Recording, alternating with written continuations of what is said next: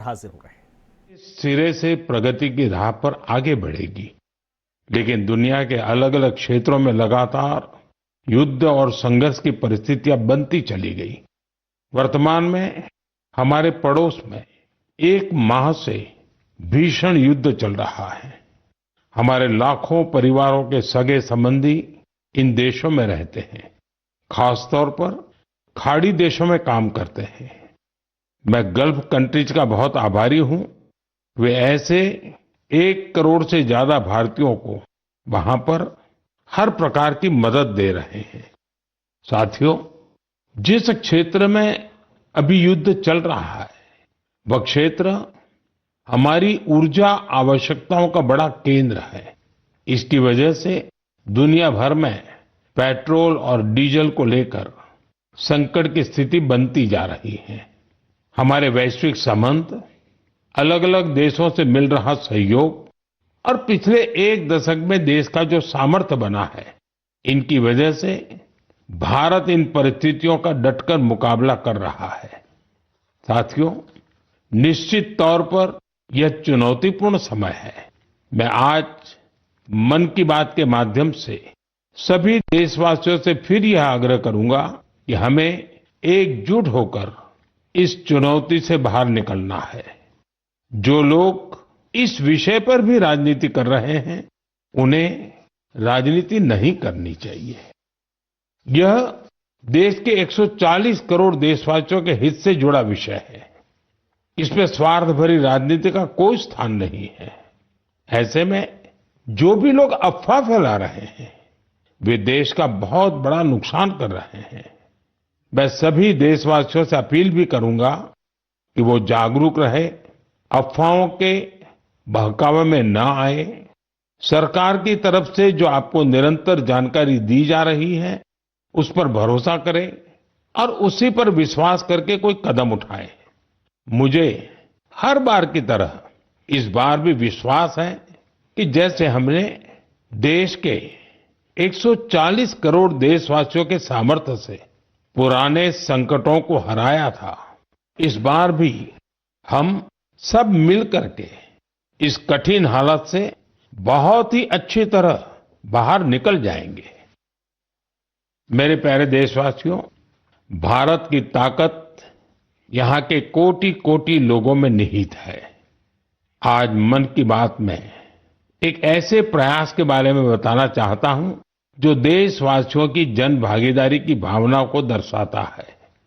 ये प्रयास है ज्ञान भारतम सर्वे, जिसका संबंध हमारी महान संस्कृति और समृद्ध विरासत से है। इसका उद्देश्य देश भर में मौजूद मैन्यूस्क्रिप्ट्स यानी पांडुलिपियों के बारे में जानकारी जमा करना है। इस सर्वे से जुड़ने का एक माध्यम ज्ञान भारतम ऐप है। आपके पास अगर कोई मैन्यूस्क्रिप्ट है, पांडुलिपि है या उसके बारे में जानकारी है, तो उसकी फोटो ज्ञान भारतम ऐप पर जरूर साझा करें। हर एंट्री से जुड़ी जानकारी को दर्ज करने से पहले उसकी पुष्टि भी की जा रही है।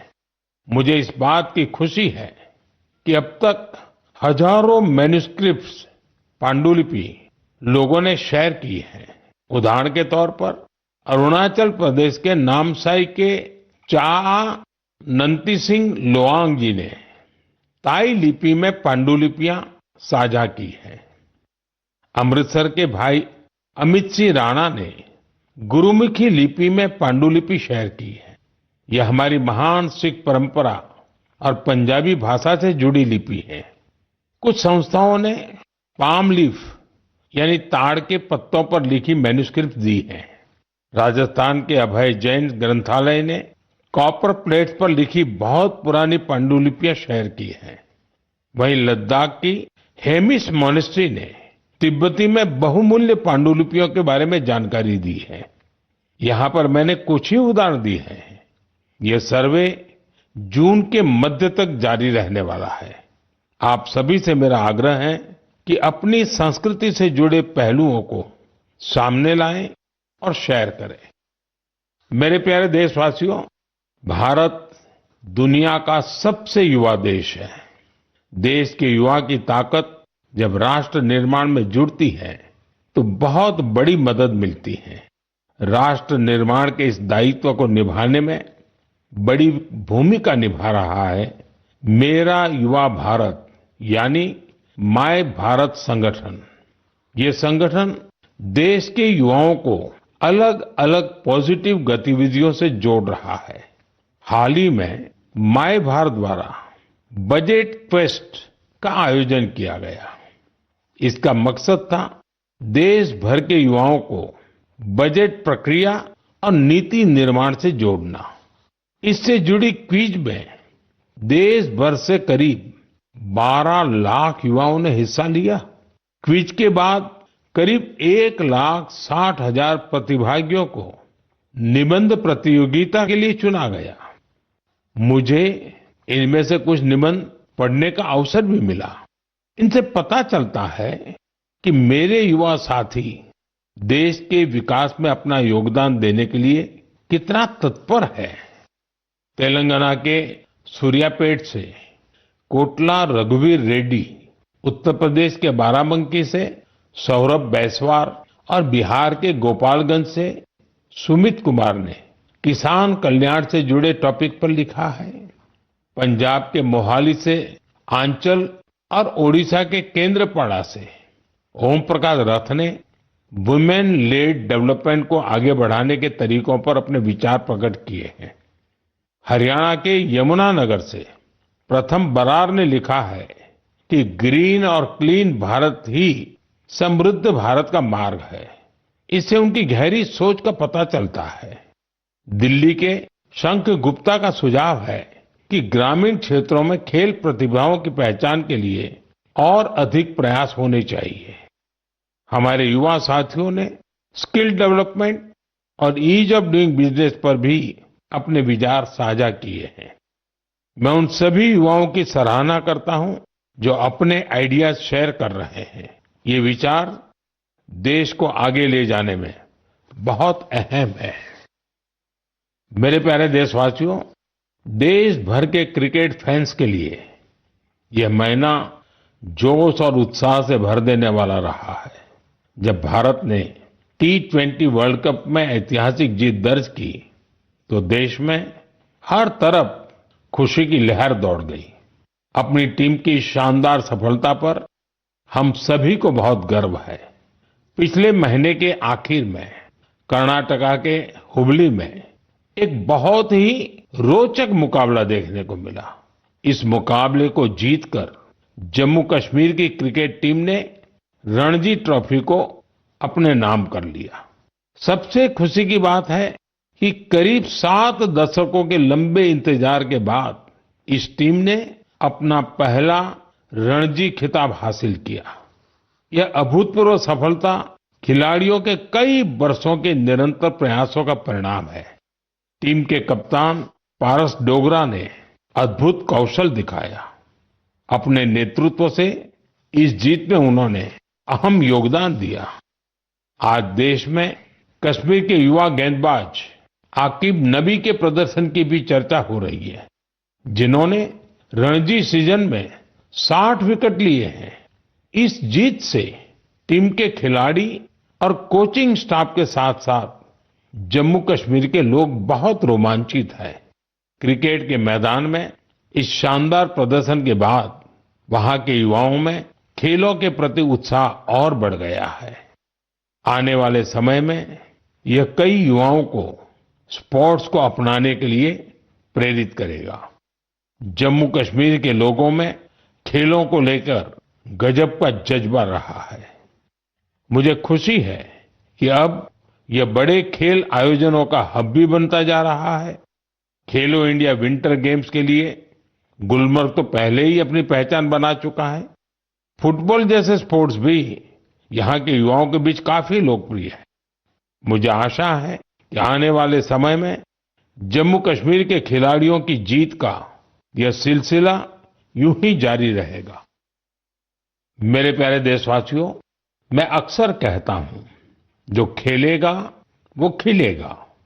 मुझे ये देखकर अच्छा लगा कि हमारे देश के युवा अब उन खेलों को भी खूब अपना रहे हैं जो पहले उतने लोकप्रिय नहीं थे।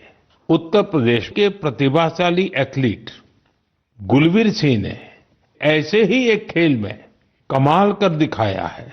उन्होंने कुछ ही हफ्ते पहले न्यूयॉर्क सिटी हाफ मैराथन में तीसरा स्थान हासिल कर इतिहास रच डाला। वे 1 घंटे से कम समय में हाफ मैराथन पूरा करने वाले पहले भारतीय एथलीट बने। स्क्वॉश खिलाड़ी बेटी अनाहत सिंह ने स्क्वॉश ऑन फायर ओपन का बड़ा अंतर्राष्ट्रीय खिताब अपने नाम किया। सिर्फ 17 साल की उम्र में उन्होंने ये सफलता हासिल की। इसके साथ ही वे पीएसए वर्ल्ड रैंकिंग में टॉप 20 में जगह बनाने वाली सबसे कम उम्र की एशियाई महिला खिलाड़ी बन गई है।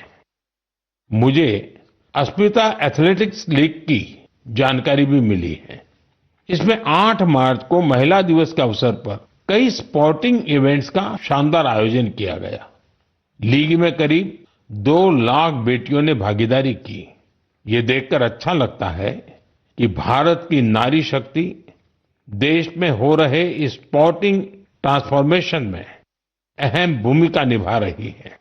साथियों, मेरा हमेशा से यह आग्रह रहा है कि आप सभी अपनी फिटनेस पर जरूर ध्यान दें।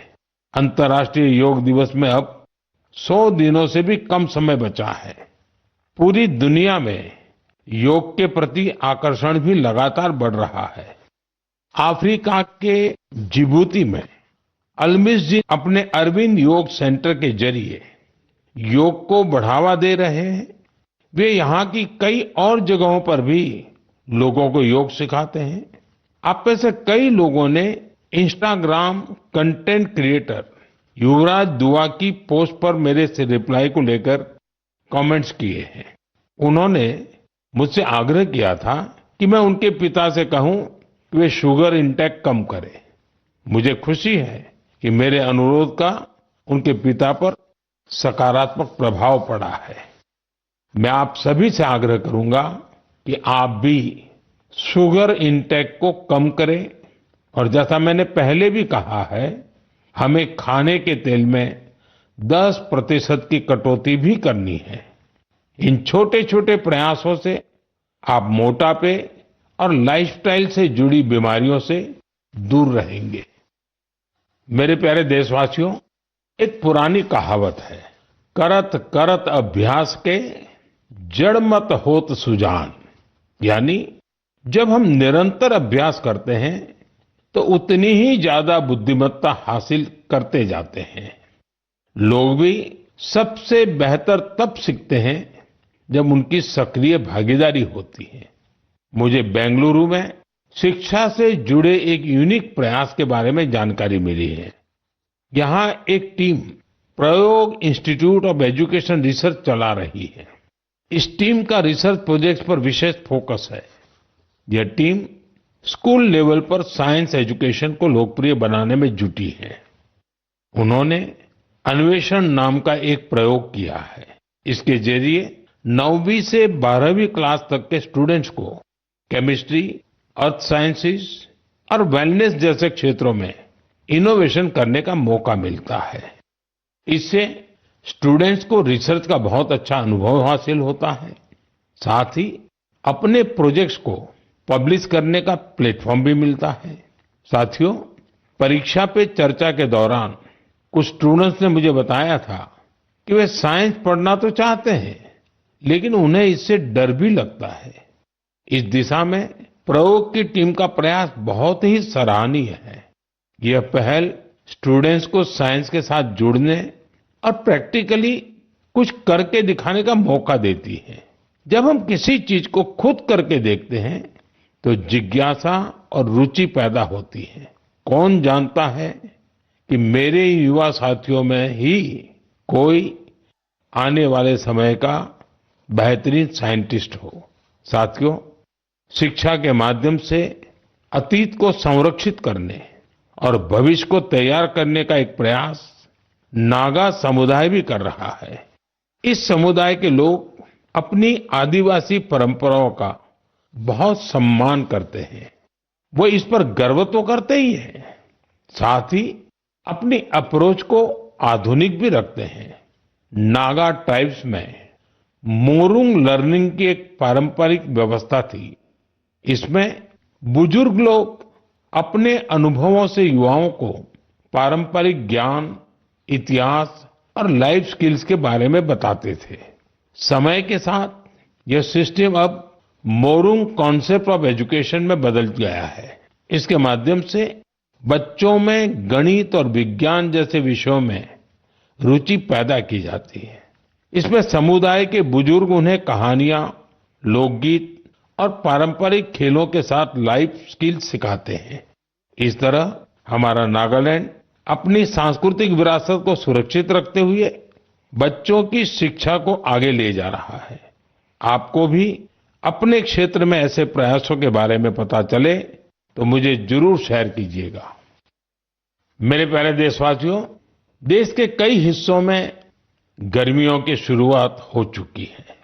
यानी ये समय जल संरक्षण के अपने संकल्प को फिर से दोहराने का है। पिछले 11 वर्षों में जल संचय अभियान ने लोगों को बहुत जागरूक बनाया है। इस अभियान के तहत देश भर में करीब 50 lakh artificial water harvesting structure बनाए गए हैं।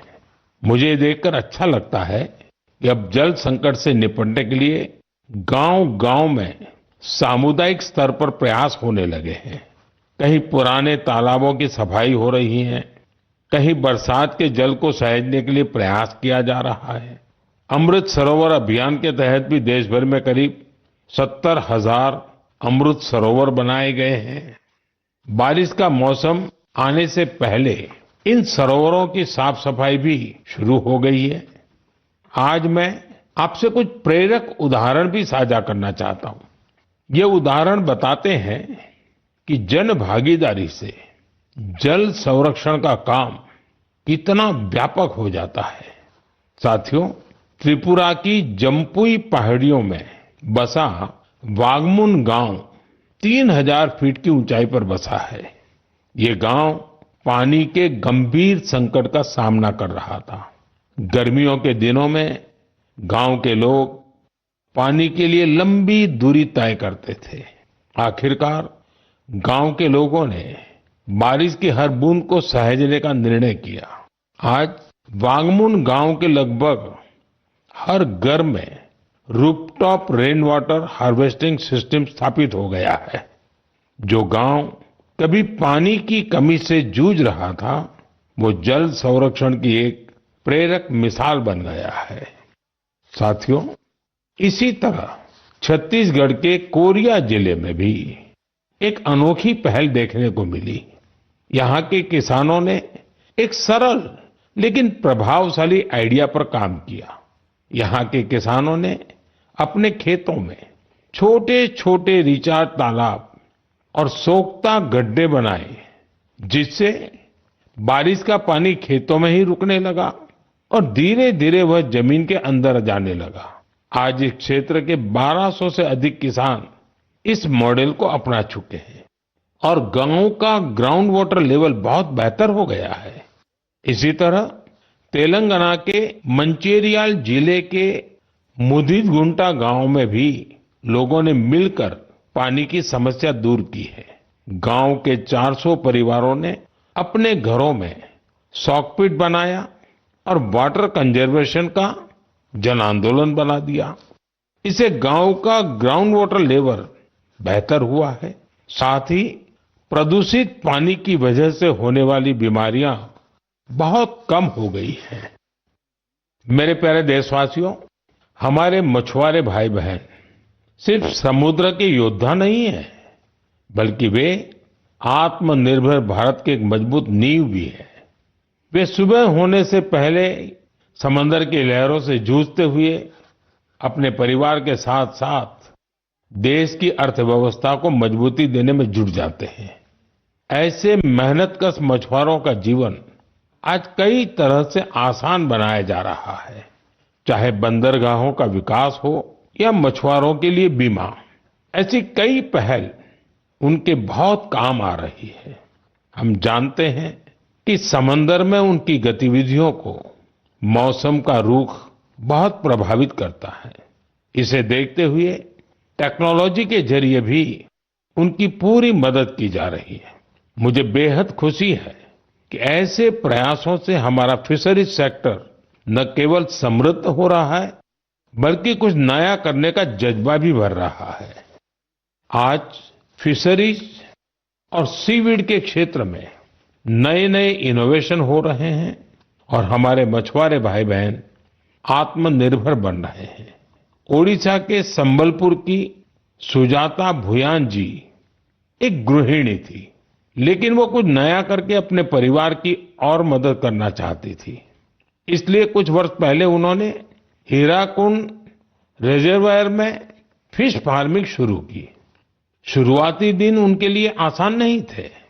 मौसम में होने वाले बदलाव, मछलियों के खाने का प्रबंध और घर की जिम्मेदारियों के साथ संतुलन बनाने में जैसी कई चुनौतियां थी, लेकिन उनका हौसला अडिग था।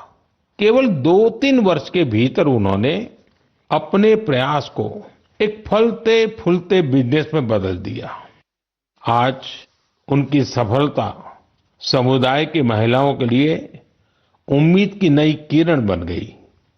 साथियों, लक्षद्वीप में मिनिकॉय की हावा गुलजार जी की कहानी हमारी माताओं बहनों की अद्भुत संकल्प शक्ति को सामने लाती है। दरअसल वे एक फिश प्रोसेसिंग यूनिट चलाती थी, लेकिन उन्हें लगा कि उनके पास एक अच्छा कोल्ड स्टोरेज हो तो वे और बेहतर कर सकती है। इसलिए उन्होंने कोल्ड स्टोरेज यूनिट लगाने का फैसला किया। आज यही उनकी ताकत बन चुका है। अब वे बेहतर प्लानिंग के साथ कारोबार कर पा रही है। साथियों, देश में आज हर तरफ ऐसे प्रयास हो रहे हैं जो प्रेरित करने वाले हैं। बेलगावी के शिवलिंग सतप्पा हुद्दार ने पारंपरिक खेती से अलग रास्ता चुना। इसके लिए उन्होंने एक पॉन्ड फार्म बनाया। इस कारोबार के लिए उन्हें ट्रेनिंग भी मिली। अब अपने पॉन्ड से मछलियों की बिक्री कर वे अच्छी कमाई कर रहे हैं। वहीं सीवीड की मांग को देखते हुए कई लोगों ने सीवीड कल्टीवेशन को भी अपनाया है। इसका उन्हें बड़ा लाभ भी हो रहा है। मैं एक बार फिर फिशरीज सेक्टर से जुड़े सभी लोगों की सराहना करता हूं। हमारी इकोनॉमी को सशक्त बनाने के लिए उनका प्रयास बेहद प्रशंसनीय है। मेरे प्यारे देशवासियों, जब समाज खुद आगे आता है तो छोटे छोटे प्रयास भी बड़े बदलाव की नींव बन जाते हैं। हमारे देश के अलग अलग हिस्सों में ऐसे कई उदाहरण सामने आ रहे हैं जो हमें यही सिखाते हैं। हाल ही में उत्तर प्रदेश के वाराणसी में एक प्रेरक प्रयास देखने को मिला। वहां एक ही घंटे में 2,51,000 से अधिक पौधे लगाए गए और एक नया गिनीज वर्ल्ड रिकॉर्ड बना। इस प्रयास की सबसे खास बात ये रही कि इसमें हजारों लोग एक साथ जुड़े। छात्र, जवान, स्वयंसेवी संगठन, अलग अलग संस्थाएं, सबने मिलकर इस काम को संभव बनाया। जन भागीदारी का यही स्वरूप एक पेड़ मां के नाम अभियान के दौरान भी दिखता है। इस अभियान के तहत देश भर में करोड़ों पेड़ लगाए गए हैं। साथियों, नागालैंड के चिजामी गांव से भी एक बहुत प्रेरक प्रयास सामने आया है। चिजामी गांव की महिलाएं मिलकर 150 से अधिक वैरायटी के पारंपरिक बीजों को सुरक्षित रख रही है। इन बीजों को एक कम्युनिटी सीड बैंक में संरक्षित किया जा रहा है, जिसे गांव की महिलाएं ही चलाती हैं। इनमें चावल, बाजरा, मक्का, दालें, सब्जियां और कई तरह की जड़ी बूटियां शामिल है। यह एक ऐसा प्रयास है जिसमें ज्ञान भी सुरक्षित है, परंपरा भी जीवित है और आने वाली पीढ़ियों के लिए एक मजबूत आधार भी तैयार हो रहा है। साथियों, आज जब दुनिया जलवायु परिवर्तन जैसी चुनौतियों का सामना कर रही है, तब ऐसे प्रयास हमें यह बताते हैं कि समाधान हमेशा कहीं दूर नहीं होता। कई बार हमारे अपने पारंपरिक ज्ञान और सामुदायिक प्रयास ही हमें सबसे मजबूत रास्ता दिखाते हैं। मेरे प्यारे देशवासियों, आज आप देश के किसी छोटे बड़े शहर में जाएंगे तो एक बदलाव आप जरूर नोटिस करेंगे। आपको बड़ी संख्या में घरों की छत पर सोलर पैनल लगे हुए दिखाई देंगे। कुछ साल पहले तक ये इक्का दुक्का घरों पर ही दिखता था, लेकिन आज पीएम सूर्यघर मुफ्त बिजली योजना का प्रभाव देश के कोने कोने में दिखने लगा है। इस योजना की वजह से गुजरात के सुरेंद्रनगर जिले की पायल मुजपरा के जीवन में बहुत बड़ा बदलाव आया है। उन्होंने सूर्य पहल के माध्यम से सोलर पावर टेक्नोलॉजी की ट्रेनिंग ली और 4 महीने का सोलर पीवी टेक्नीशियन का कोर्स पूरा किया। अब वो एक कुशल सोलर टेक्नीशियन बन गई है। पायल एक सोलर उद्यमी के तौर पर अपनी पहचान बना रही है। वो आसपास के जिलों में सोलर रूफटॉप इंस्टॉलेशन का काम करती है और इससे उन्हें हर महीने हजारों रुपए की आय होती है। साथियों, मेरठ के अरुण कुमार भी अब अपने इलाके में ऊर्जादाता बन गए हैं। हाल ही में दिल्ली में हुए कार्यक्रम में अरुण कुमार ने हिस्सा लिया था और अपने अनुभव साझा किए थे। उन्होंने बताया था कि वो न केवल बिजली बिल की बचत कर रहे हैं, बल्कि अपनी अतिरिक्त बिजली बेच भी रहे हैं। साथियों, जयपुर के मुरलीधर जी की सफलता भी कुछ ऐसी ही है। पहले उनकी खेती डीजल पंप पर निर्भर थी, जिसमें हर साल हजारों रुपए खर्च होते थे। जब उन्होंने सोलर पंप अपनाया तो उनकी खेती का तरीका ही बदल गया। अब उन्हें होती है और उनकी सालाना आय भी बढ़ गई है। सबसे महत्वपूर्ण बात यह है कि अब उनका परिवार साफ ऊर्जा के साथ बेहतर जीवन जी रहा है। साथियों, पीएम सूर्यघर मुफ्त बिजली योजना का फायदा नॉर्थ ईस्ट के इलाकों में भी मिल रहा है। त्रिपुरा में रियांग जनजाति के कई गांव ऐसे थे जहां बिजली की समस्या थी। अब सोलर मिनी ग्रिड के माध्यम से वहां के घरों में रोशनी रहती है। वहां बच्चे अब शाम के बाद भी पढ़ पा रहे हैं, लोग मोबाइल चार्ज कर पा रहे हैं और गांव का सामाजिक जीवन भी बदल गया है। साथियों, देश में सोलर ऊर्जा क्रांति के ऐसे न जाने कितने उदाहरण हैं। आप भी इस क्रांति से जुड़िए और दूसरों को भी जोड़िए। मेरे प्यारे देशवासियों, मन की बात के लिए मुझे हर महीने देश के अलग अलग हिस्सों से ढेरों संदेश मिलते हैं। इन संदेशों से ये भी पता चलता है कि दूर दराज के क्षेत्रों में बैठे लोग कितने चाव से इस कार्यक्रम को सुनते हैं। जब मैं आपके सुझाव पढ़ता हूं तो मुझे लगता है कि ये सिर्फ एक कार्यक्रम नहीं है, ये हम सबका एक साझा संवाद बन गया है। आपके विचार, आपके अनुभव इस कार्यक्रम को लगातार बेहतर बनाने की प्रेरणा देते हैं। आप अपने आसपास की प्रेरक गाथाएं यूं ही साझा करते रहिए। हो सकता है आपकी एक छोटी सी कोशिश किसी और के जीवन में बड़ा बदलाव ले आए, किसी को आगे बढ़ने का नया हौसला दे दे। यही तो रेडियो की असली ताकत है। ये देश के अलग अलग कोने में बैठे लोगों का एक विचार, एक भावना और एक उद्देश्य से जोड़ देता है। अगले महीने फिर मिलेंगे कुछ नए प्रेरक व्यक्तित्वों के साथ, कुछ ऐसे प्रयासों के साथ जो हमें आगे बढ़ने की नई ऊर्जा देंगे। तब तक आप अपना और अपने परिवार का ध्यान रखें, स्वस्थ रहें, खुश रहें। बहुत बहुत धन्यवाद।